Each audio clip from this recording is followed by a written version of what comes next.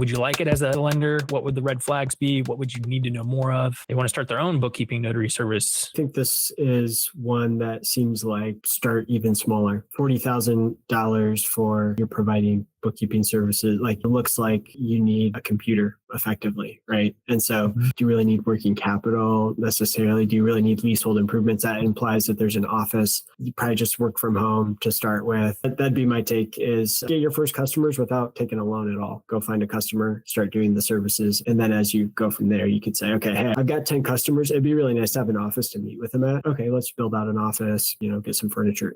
So obviously looking through this, your gut reaction is like, don't get a loan, bootstrap this, which I think is probably common advice for any like professional service. Like if there's a way for you to do this from your computer, like you don't need a loan to start it. And let's assume this person did apply for an SBA loan. What would be the response? Maybe one big question is like they've got that outside income of $45,000, and would that continue, or is that going to go away once this business is started? I mean, your first client is probably not going to pay you $45,000 a year. So like if it wouldn't be a conflict of interest, it'd be nice to like start this business part-time, get a few customers. If the client was keeping the day job and then, could really make a good case for why they needed $40,000, again, it's probably one of those scenarios where we say, how about we start you with 10, go get a few customers, and then we'll grow with you from there. But it's probably worth mentioning too for the audience, like in regards to a business loan, that is going to be small enough that it could qualify in the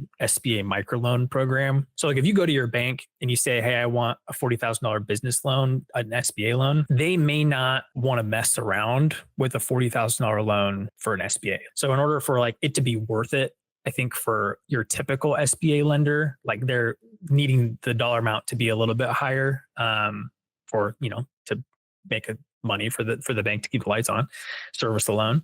But this is a perfect loan request for an SBA microlender, right? Those they're out there, they're ready to make loans. Maybe not 40,000 right away. I think a max microloan, they probably want some equipment to be involved or something like that. But for professional service startup, like microloans all day. Like if you got to get a loan, that would be my advice.